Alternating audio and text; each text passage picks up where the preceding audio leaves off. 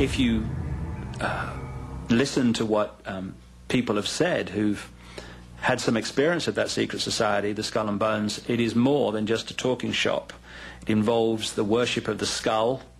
A number of reports say that there are niches with human skulls, and whose skulls they are. They're supposedly the skulls of famous people, and there's one skull that was labeled the skull of Geronimo. The reason why skulls and bones figure so prominently in it is a kind of strain of imagery that dates back to Masonic societies in Germany, in which it was important for a youth to contemplate his death. The Skull and Bones initiation ceremony is said to be held in April in the tomb's basement. One distinguished member serves as master of ceremonies. Once enrobed, he is known as Uncle Toby. The shortest senior is appointed Little Devil and dons a satanic costume. A bonesman with a deep voice is dressed as Don Quixote. Another is dressed as the college's founder, Elihu Yale. Still another is given papal vestments. It would all be rather funny if it weren't for the fact that among the former bonesmen are three presidents: William Howard Taft, George Bush, George W. Bush, numerous senators and ambassadors, industrialists like William Whitney, CIA agents, State Department officials, and publishing magnate Henry Luce. For close to 2 centuries, Skull and Bones has produced the stewards and leaders of the American ruling class, the Eastern establishment, elite core of diplomats, spies, Supreme Court justices, senators, presidents. The Skull and Bones Society seems to be particularly important for bringing American elite bloodline young people into the web and being initiated into the web. I see the Skull and Bones people as, in effect, the people who created the American character, and they had their character formed in the basement of this strange tomb of Skull and Bones. The reason that it is so secret is because if the people of America realized what its elite presidents of the future get up to, they'd realize that they live in anything but the land of the free. Reports indicate that within the tomb, bonesmen operate on Skull and Bones time, which is 5 minutes ahead of the time in the rest of the world, which is referred to as barbarian time. You were both in Skull and Bones, the secret society. It's so secret we can't talk about it. What does that mean for America?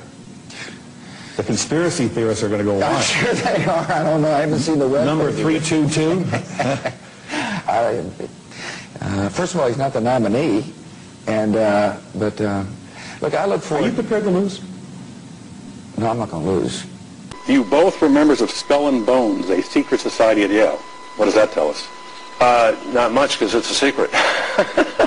Is there a secret handshake? Is there a secret code?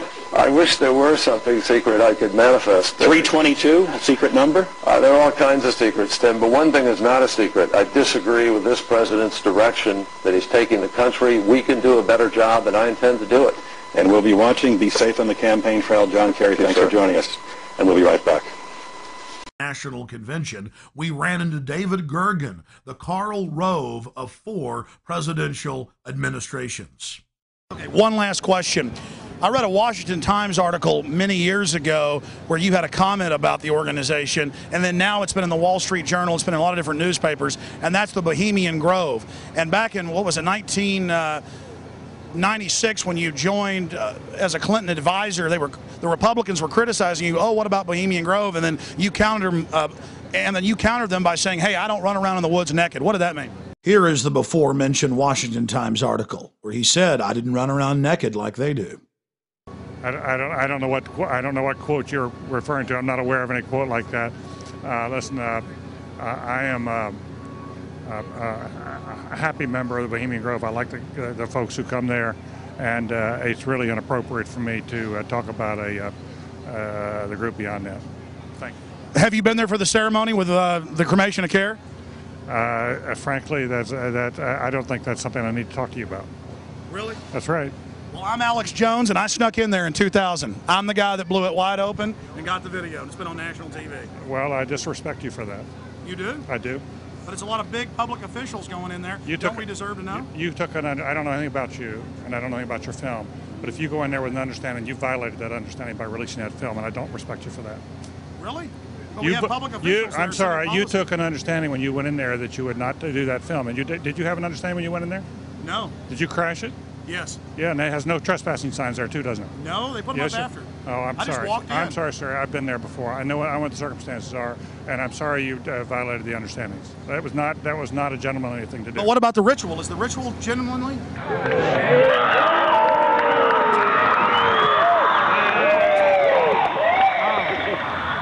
Sir, everything I don't owe you this comment. I know, I appreciate it. This is what's called ambush journalism, and I disrespect you for that as well. So thank you ever and goodbye. been in the ritual? It's none of your damn business. Oh. When are you going to open up on the Bohemian Grove? Bye-bye. You might as well just answer the question. It's going to be a lot easier. People are just going to, it's going to be on YouTube. People are just going to speculate that there's something wrong unless you tell us there's nothing wrong. Come on. I'm just trying to be transparent and open. That's all I'm trying to do, Newt. It's just a question. I understand. Thank you. I'm not, you know. Thank you. I try. Like, we don't know what's happening at the Bohemian Grove. There's all these theories out there. The only way to get the truth is to go to somebody and to ask them the question. But when they don't answer the question, it's kind of sad.